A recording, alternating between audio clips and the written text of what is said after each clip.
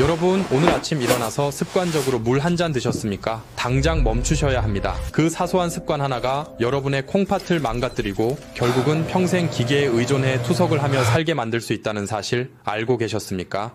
서울대병원 신장내과 연구팀의 10년 추적 결과입니다.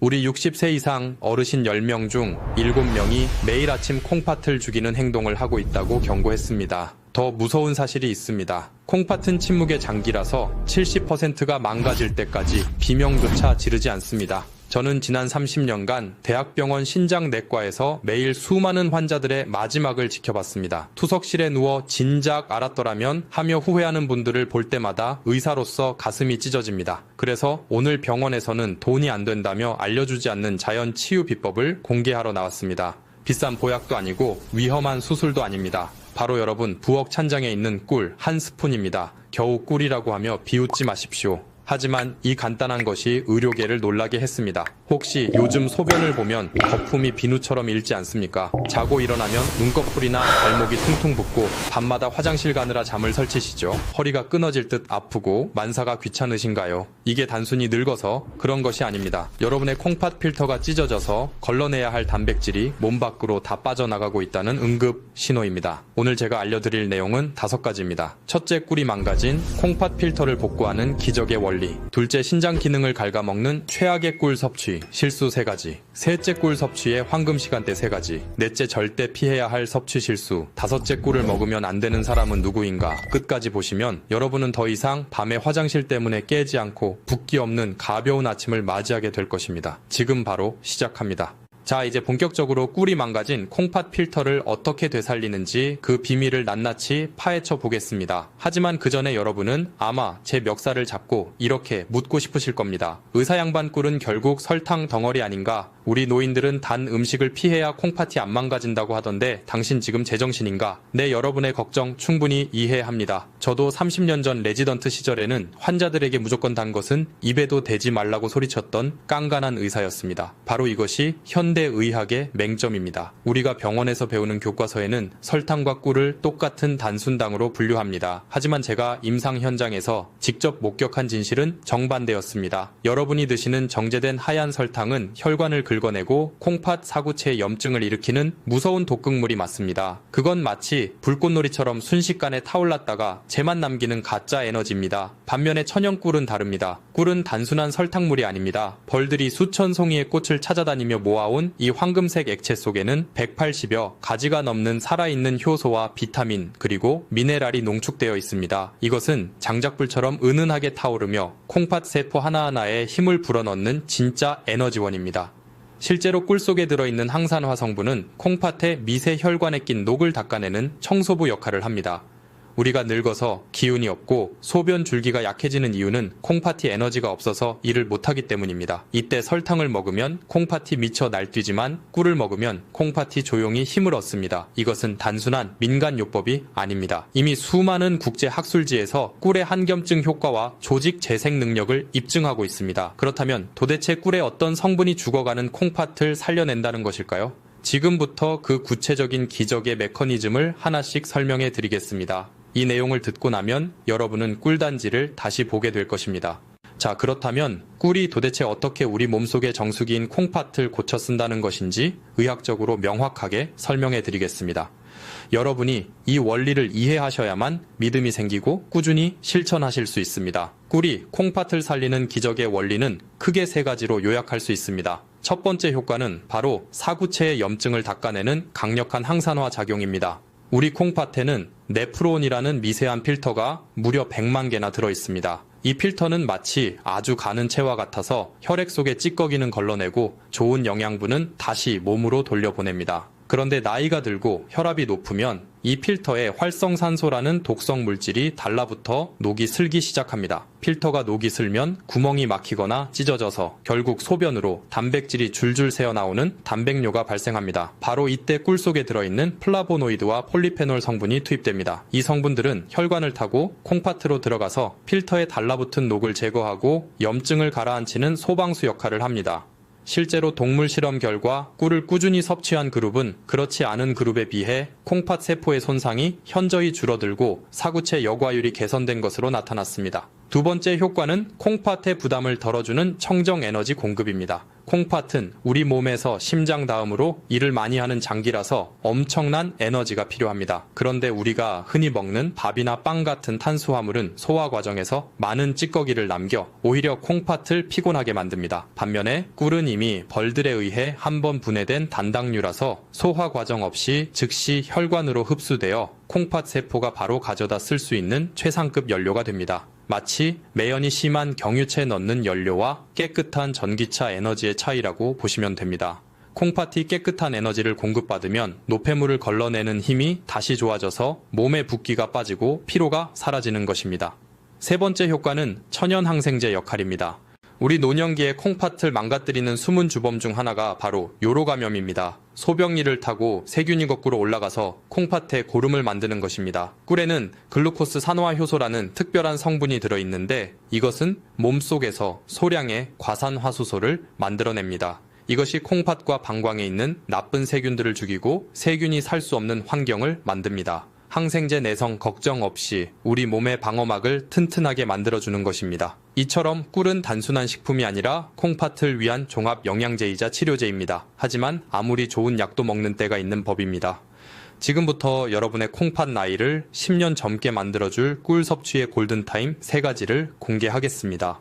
자, 이제 꿀이 콩팥에 좋은 건 알겠는데 도대체 언제 어떻게 먹어야 하느냐고 물으실 차례입니다. 아무리 좋은 산삼도 때를 모르고 먹으면 독이 되고 하찮은 물도 때를 맞춰 마시면 보약이 되는 법입니다. 제가 30년 동안 환자들을 지켜보며 찾아낸 콩팥을 살리는 꿀 섭취의 황금 시간대 3가지를 지금부터 알려드리겠습니다. 이 3번의 기회만 잘 활용하셔도 여러분의 콩팥은 매일 새롭게 태어날 것입니다. 첫 번째 황금 시간은 바로 아침에 눈을 뜨자마자 공복 상태일 때입니다. 우리 몸은 잠자는 동안 물 한 모금 마시지 못해 탈수 상태가 됩니다. 밤새 콩팥은 피를 걸러내느라 지쳐있고 혈액은 수분이 빠져나가 끈적끈적해져 있습니다. 이때 차가운 물을 벌컥벌컥 마시는 것은 마치 다 구워진 프라이팬에 찬물을 끼얹는 것과 같은 충격을 줍니다. 콩팥이 놀라서 움츠러듭니다. 이때 가장 좋은 방법은 청아 비슷한 40도 정도의 미지근한 물에 꿀 한 스푼을 타서 천천히 마시는 것입니다. 이것은 단순한 꿀물이 아닙니다. 밤새 콩팥과 방광에 고여있던 탁한 찌꺼기를 부드럽게 씻어내는 세척수이자 멈춰있던 위장을 깨우는 시동 스위치입니다. 아침 공복의 꿀물은 흡수가 빨라 뇌와 콩팥에 즉각적인 에너지를 공급합니다. 실제로 제 환자분들께 이 습관을 처방하면 일주일 만에 아침 소변 색깔이 맑아지고 몸이 가벼워졌다고 하십니다. 마치 꽉 막힌 하수구가 뚫리는 것처럼 시원한 느낌을 받으실 겁니다. 두 번째 황금 시간은 점심 식사 후 나른해지는 오후 시간대입니다. 아마 이 영상을 보시는 많은 어르신들이 식사 후에 습관적으로 달달한 믹스커피 한 잔씩 드실 겁니다. 하지만 죄송하게도 그 습관이 여러분의 콩팥을 서서히 말려 죽이고 있습니다. 커피 속의 카페인은 이뇨작용을 해서 몸속의 수분을 억지로 쥐어짜 배출시킵니다. 콩팥은 물이 있어야 일을 하는데 물을 빼앗아 버리니 과부하가 걸릴 수밖에 없습니다. 게다가 믹스커피의 프림과 설탕은 혈관을 끈적하게 만듭니다. 이제부터는 오후에 커피 대신 따뜻한 꿀차를 한 잔 드셔보십시오. 꿀의 천연 당분은 급격한 혈당 쇼크 없이 오후에 피로를 풀어주고 무엇보다 콩팥에 수분을 공급해줍니다. 꿀에 레몬 한 조각을 띄우면 금상첨화합니다. 레몬의 구연산이 콩팥의 결석을 예방하고 피로 물질을 분해하기 때문입니다. 커피를 끊고 꿀차로 바꾼 지 한 달 만에 만성 피로가 사라지고 붓기가 빠졌다는 분들이 정말 많습니다. 세 번째 황금 시간은 바로 잠자리에 들기 1시간 전입니다. 아마 지금 고개를 갸웃거리는 분들이 계실 겁니다. 원장님, 자기 전에 물 마시면 밤새 화장실 들락거느라 잠을 못 자는데 그게 무슨 소리입니까? 네, 맞습니다. 그게 바로 우리 노인들의 가장 큰 고민인 야간요입니다. 하지만 제 이야기를 끝까지 들어보십시오. 제가 말씀드리는 것은 물을 한 대접 마시라는 것이 아닙니다. 아주 소량의 물에 타거나 혹은 꿀만 티스푼으로 한 숟가락 입안에서 녹여 드시라는 것입니다. 이게 왜 중요할까요? 우리가 밤에 자다가 깨서 화장실에 가는 이유는 단순히 소변이 마려워서가 아닙니다. 뇌가 에너지가 부족하다고 느껴서 잠을 깨우는 경우가 훨씬 많습니다. 우리 뇌는 잠잘 때도 엄청난 에너지를 쓰는데 간에 저장된 에너지가 바닥나면 비상사태를 선포하고 스트레스 호르몬을 분비해 잠을 깨웁니다. 그러면 우리 몸은 긴장하게 되고 덩달아 요일을 느껴 화장실을 찾게 되는 것입니다. 이때 자기 전 꿀 한 스푼은 간에 충분한 에너지를 비축해줍니다. 그러면 뇌가 안심하고 깊은 잠에 빠져들게 됩니다.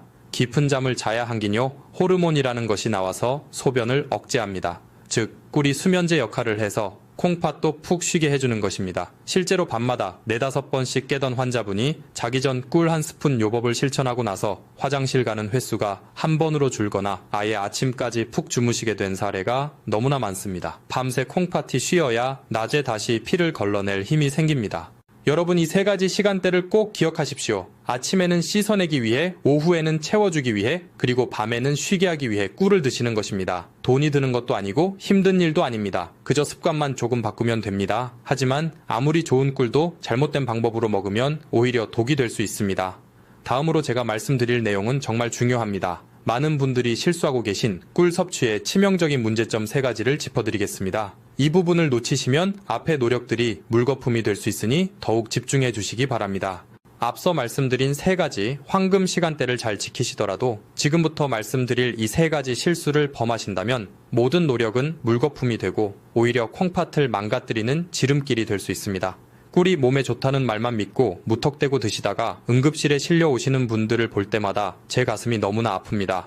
여러분은 제발 이런 실수를 하지 마시길 바라는 간절한 마음으로 꿀 섭취 시 콩팥을 파괴하는 최악의 실수 3가지를 말씀드리겠습니다. 첫 번째 실수는 바로 펄펄 끓는 뜨거운 물에 꿀을 타서 드시는 것입니다. 우리 한국 사람들은 뜨거운 국물이나 차를 마셔야 속이 풀린다고 생각하는 경향이 있습니다. 그래서 정수기에서 가장 뜨거운 물을 받거나 가스불에 물을 팔팔 끓여서 꿀을 타 드시는 분들이 정말 많습니다. 하지만 이것은 꿀을 드시는 게 아니라 설탕물을 드시는 것과 똑같습니다. 꿀 속에 들어있는 콩팥을 살리는 핵심 성분인 각종 효소와 비타민은 열에 굉장히 약합니다. 연구에 따르면 꿀이 60도 이상의 고열에 노출되면 그 속에 들어있는 좋은 성분들이 전부 파괴되고 변성되어 영양학적으로 설탕과 다를 바 없는 상태가 되어버립니다. 죽어버린 꿀은 콩팥에 들어가서 염증을 치료하기는커녕 당 독소만 남겨서 콩팥 필터를 더욱 끈적하게 만들 뿐입니다. 그러니 여러분, 제발 기억해 주십시오. 꿀물은 절대 뜨겁게 드시는 게 아닙니다. 물을 끓이셨다면 한 김 식혀서 손가락을 넣었을 때 따뜻하다고 느껴지는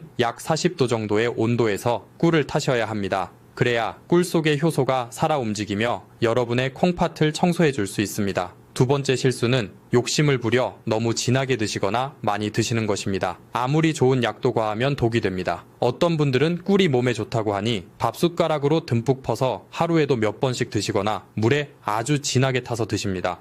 이렇게 되면 혈당이 급격하게 치솟습니다. 혈당이 오르면 콩팥은 그 당분을 걸러내기 위해 평소보다 몇 배나 더 무리하게 일을 해야 합니다. 이것을 과역과 현상이라고 하는데 쉽게 말해 콩팥 엔진이 과열되는 것입니다. 콩팥이 쉴 새 없이 돌아가다가 결국 지쳐서 기능이 뚝 떨어지게 됩니다. 특히 당뇨가 있으신 분들에게는 치명적일 수 있습니다. 꿀은 하루에 한두 스푼이면 충분합니다. 물에 타서 드실 때도 너무 달지 않게 은은한 단맛이 돌 정도로 묽게 타서 드시는 것이 콩팥에 부담을 주지 않고 흡수율을 높이는 가장 좋은 방법입니다. 세 번째 실수는 가장 위험하고도 흔한 실수인데 바로 가짜꿀, 즉 사양벌꿀을 드시는 것입니다. 마트나 시장에 가보면 터무니없이 싼 가격에 대용량으로 파는 꿀들을 보셨을 겁니다. 벌들이 꽃에서 꿀을 따온 것이 아니라 사람에게 설탕물을 받아먹고 만들어낸 꿀을 사양벌꿀이라고 합니다. 법적으로는 꿀이라고 판매되지만 그 성분은 꽃에서 유래한 천연 항산화 물질이 거의 없고 설탕의 자당 성분이 대부분입니다. 이런 꿀을 드시면 콩팥에 좋은 효과는 전혀 보지 못하고 오히려 설탕을 퍼먹는 것과 같아서 혈액을 걸쭉하게 만들고 콩팥 결석을 유발하는 주범이 됩니다. 심지어 일부 비양심적인 업체에서는 물엿이나 액상과당을 섞어서 팔기도 합니다. 액상과당은 콩팥 세포를 직접적으로 공격하여 괴사시키는 아주 무서운 물질입니다. 그렇다면 진짜 꿀을 어떻게 구별할까요? 가장 쉬운 방법은 찬물에 떨어뜨려 보는 것입니다. 진짜 꿀은 찬물에 떨어뜨렸을 때 뭉쳐서 바닥으로 가라앉지만 가짜 꿀은 물에 닿자마자 쉽게 퍼져버립니다. 그리고 제품 뒷면의 라벨을 꼼꼼히 확인하십시오. 탄소동 유연소비라는 것이 있는데 이 숫자가 -22호 이하라야 진짜 천연 벌꿀입니다. 싼 게 비지떡이라는 말이 있듯이 내 콩팥을 위해 드시는 거라면 조금 비싸더라도 반드시 믿을 수 있는 양봉 농가의 천연 꿀을 드셔야 합니다. 이 세 가지 실수만 피하셔도 여러분은 꿀의 효능을 100% 아니 200% 누리실 수 있습니다. 자, 이제 꿀을 올바르게 고르고 먹는 법까지 알게 되셨습니다. 하지만 여기서 끝이 아닙니다. 꿀과 함께 먹으면 그 효과를 극대화해서 콩팥을 강철처럼 튼튼하게 만들어주는 짝꿍 음식들이 있습니다. 다음으로 소개해드릴 이 꿀 조합을 아신다면 여러분의 콩팥 건강은 날개를 달게 될 것입니다. 자, 이제 여러분은 꿀을 어떻게 먹어야 약이 되는지 완벽하게 마스터하셨습니다. 하지만 여기서 멈추기에는 너무 아깝습니다. 제가 30년 임상 경험을 통해 발견한 꿀과 찰떡궁합인 짝꿍 음식 2가지를 더 알려드리겠습니다. 이 녀석들을 꿀물에 살짝만 더해줘도 콩팥을 청소하는 능력이 배가 됩니다. 첫 번째 짝꿍은 바로 레몬이나 천연 식초입니다. 꿀물에 레몬 한 조각을 띄우거나 식초 한 방울을 떨어뜨려 드셔보십시오. 신맛을 내는 구연산 성분이 소변을 알칼리성으로 바꿔주어 콩팥에 돌이 생기는 것을 막아줍니다. 이미 작은 결석이 있는 분들에게는 이 조합이 결석을 녹여 배출하는 데 큰 도움을 줍니다. 두 번째 짝꿍은 바로 계피가루입니다. 한의학에서 콩팥은 추위를 가장 싫어하는 장기라고 합니다. 몸이 차가우면 콩팥으로 가는 혈관이 수축되어 노폐물을 잘 거르지 못하게 됩니다. 이때 따뜻한 성질을 가진 계피가루를 꿀물에 티스푼 끝으로 살짝만 섞어 드시면 몸에 온기가 돌면서 콩팥으로 가는 혈류량이 획기적으로 늘어납니다. 특히 손발이 차고 아랫배가 냉한 여성분들에게는 이 꿀계피차가 보약보다 낫습니다. 내일 아침에는 그냥 꿀물 말고 레몬 한 조각이나 계피가루를 더해서 드셔보십시오. 맛도 훨씬 좋고 콩팥도 기뻐할 것입니다.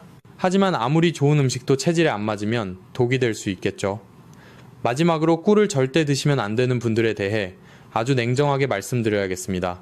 이 부분을 모르고 드셨다가는 정말 큰일 날 수 있으니 해당되시는 분들은 귀를 쫑긋 세워주시기 바랍니다. 앞서 꿀이 콩팥을 살리는 명약이라고 칭찬을 아끼지 않았지만 세상 모든 만물이 그러하듯 꿀 또한 모든 사람에게 만병통치약은 아닙니다. 어떤 분들에게는 꿀 한 스푼이 오히려 콩팥의 숨통을 조이는 독약이 될 수도 있습니다. 제가 지금부터 말씀드릴 3가지 유형에 해당하시는 분들은 꿀 섭취를 당장 멈추시거나 반드시 주치의와 상의하셔야 합니다. 여러분의 생명과 직결된 문제이니 부디 흘려듣지 마십시오. 첫 번째 절대금기 대상은 만성 신부전 4기 이상의 말기 신부전 환자분들입니다. 특히 병원에서 칼륨 섭취를 제한하라는 경고를 받았거나 현재 투석을 받고 계신 분들입니다. 꿀에는 칼륨이라는 미네랄이 들어있습니다. 건강한 사람이나 초기 신장병 환자에게 칼륨은 나트륨을 배출시켜 혈압을 낮추는 아주 고마운 성분입니다. 하지만 콩팥 기능이 10% 이하로 떨어진 말기 환자분들은 이 칼륨을 소변으로 배출하지 못하고 몸 안에 그대로 쌓아두게 됩니다. 혈액 속의 칼륨 농도가 높아지면 부정맥이 생기고 심하면 심장마비로 돌연사할 수 있습니다. 콩팥 좀 고쳐보겠다고 드신 꿀이 심장을 멈추게 할 수도 있다는 뜻입니다. 그러니 투석 환자분들은 절대 임의로 드시지 마십시오. 두 번째 대상은 혈당 조절이 전혀 되지 않는 중증 당뇨 환자분들입니다. 제가 꿀은 설탕보다 착한 당이라고 말씀드렸지만 그래도 본질은 당분입니다. 당화 혈색소 수치가 너무 높거나 인슐린 주사를 맞아도 혈당이 널뛰게 하는 분들이 꿀을 드시면 불난집에 기름을 붓는 격이 됩니다. 고혈당은 콩팥의 모세혈관을 설탕에 절인 과일처럼 딱딱하게 만들어버립니다. 이런 분들은 꿀을 드시기 전에 반드시 혈당이 안정화된 후에 아주 소량만 드셔야 합니다. 세 번째는 여러분 자신이 아니라 여러분이 목숨보다 아끼는 손주들을 위한 경고입니다. 혹시 손주가 감기에 걸렸다고 꿀물을 타먹이신 적이 있으십니까? 만약 아이가 생후 12개월, 즉 돌이 지나지 않았다면 그것은 아이에게 독을 먹이는 것과 같습니다. 자연 상태의 꿀에는 보툴리누스라는 균의 포자가 섞여 있을 수 있습니다. 어른들은 위산이 강해서 이 균을 다 죽이지만 장 기능이 덜 발달한 아기들은 이 균에 감염되면 근육이 마비되고 호흡 곤란이 와서 사망에 이를 수도 있습니다. 옛날 어르신들이 아기 입이 헐었을 때 꿀을 발라주던 민간요법은 이제 절대 하시면 안 됩니다. 이 3가지 경우만 아니라면 꿀은 신이 내린 최고의 선물입니다. 자, 이제 여러분은 꿀에 대한 모든 이론적 무장을 마치셨습니다. 하지만 이론만으로는 부족합니다. 실제 삶이 바뀐 증거가 필요합니다. 마지막으로 저를 찾아오셨던 한 남성분의 놀라운 변화를 들려드리며 여러분께 희망을 선물해드리고자 합니다. 이분의 이야기는 바로 여러분의 미래가 될 것입니다. 이론보다 더 강력한 것은 눈앞의 증거입니다. 제가 7년 전 만났던 대구에 사시는 68세 김철수님의 이야기를 들려드리겠습니다. 이분의 이야기는 남의 이야기가 아니라 바로 여러분의 미래가 될 수 있습니다. 그분이 처음 제 진료실 문을 열고 들어오시던 날을 저는 아직도 잊을 수 없습니다. 얼굴은 흑빛이었고 발목은 코끼리 다리처럼 퉁퉁 부어 양말 자국이 선명하게 패여 있었습니다. 김철수님은 은퇴 후 평범한 삶을 살고 계셨지만 딱 한 가지 밤마다 찾아오는 소변 전쟁 때문에 삶이 지옥 같다고 하셨습니다. 하룻밤에도 5번씩 화장실을 들락거리는 통에 깊은 잠을 자본 게 언제인지 기억도 안 난다고 하셨습니다. 더 무서운 것은 동네 병원에서 콩팥 수치가 위험하니 조만간 투석을 준비해야 할 수도 있다는 청천벽력 같은 말을 들었다는 것입니다. 평생 가족을 위해 일만 했는데 늙어서 기계에 묶여 살아야 한다니 너무 억울하다며 제 앞에서 눈물을 흘리셨습니다. 저는 그분께 비싼 약 대신 오늘 여러분께 알려드린 꿀 섭취법을 처방해 드렸습니다. 아침에 일어나자마자 미지근한 꿀물을 한 잔 마시고 오후에는 믹스커피를 끊고 꿀차를 드시게 했습니다. 그리고 자기 전에는 아주 조금의 꿀을 입에 머금고 주무시도록 했습니다. 처음에는 반신반의 하셨습니다. 겨우 꿀 따위가 뭘 하겠냐는 표정이셨습니다.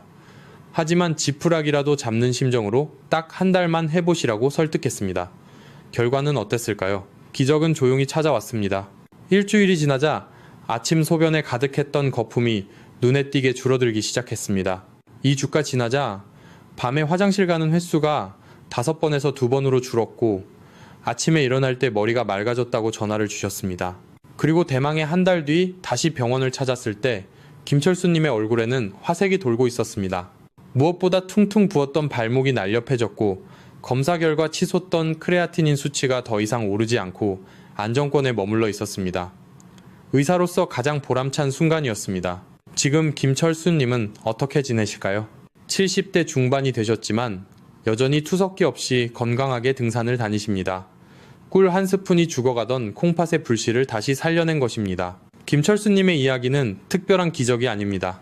올바른 방법으로 꾸준히 실천한다면 바로 내일 여러분에게 일어날 현실입니다. 자, 이제 여러분의 차례입니다. 오늘 당장 시작할 수 있도록 제가 마지막으로 여러분께 부탁드리고 싶은 것이 하나 있습니다. 자, 여러분, 이제 오늘 긴 시간을 마무리할 때가 되었습니다. 제가 오늘 여러분께 목이 터져라 강조한 꿀 한 스푼의 기적은 단순히 몸에 좋은 음식을 챙겨 먹자는 가벼운 제안이 아닙니다. 그것은 평생을 가족과 자식을 위해 헌신하며 정작 자신의 몸은 돌보지 못했던 우리 시대의 모든 아버지와 어머니들에게 드리는 의사로서의 참회이자 절박한 호소입니다. 지난 30년간 저는 투석실에서 수많은 이별을 지켜봤습니다. 평생을 성실하게 사셨지만 단지 콩팥을 지키는 작은 지혜를 몰라서 차가운 기계에 팔을 맡기고 남은 생을 병원에서 보내야 했던 분들의 눈물을 저는 잊을 수 없습니다. 여러분은 부디 그런 고통을 겪지 않으셨으면 좋겠습니다. 나이 들어서 자식들에게 짐이 될까봐 걱정만 하지 마시고 오늘 당장 부엌으로 가서 따뜻한 물에 꿀 한 스푼을 타서 드십시오. 그 달콤한 한 잔이 지쳐있는 여러분의 콩팥을 위로하고 꺼져가던 생명의 불씨를 다시 살릴 것입니다. 돈이 수천만 원 드는 것도 아니고 힘든 수술도 아닙니다. 내 몸을 사랑하는 이 작은 실천이 여러분의 10년 뒤 미래를 차가운 병원 침대가 아닌 따뜻한 공원에서 손주들과 뛰어노는 모습으로 바꿔놓을 것입니다. 그리고 오늘 제가 전해드린 이 정보가 누군가에게는 생명을 구하는 동아줄이 될 수도 있습니다. 주변에 콩팥 때문에 걱정하는 친구나 밤잠을 설치는 이웃이 있다면 주저 말고 카카오톡으로 이 영상을 공유해 주십시오.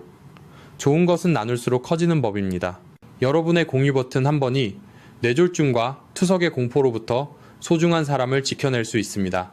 저 또한 앞으로도 병원에서는 돈이 안 된다며 자세히 알려주지 않는 진짜 건강 정보를 가지고 여러분 곁을 든든하게 지키겠습니다. 구독과 좋아요를 눌러주시면 더 깊이 있는 내용으로 보답하겠습니다. 마지막으로 노파심에 다시 한번 말씀드립니다. 만약 현재 심각한 기저질환을 앓고 계시거나 약물 치료 중이시라면 어떤 민간요법이든 시작하기 전에 반드시 담당 의사와 상의하신 후 섭취하시길 바랍니다. 여러분이 고통 없이 존엄하고 활기찬 노후를 보내시기를 진심으로 기도합니다. 다음 영상에서 더 건강한 모습으로 뵙겠습니다. 감사합니다.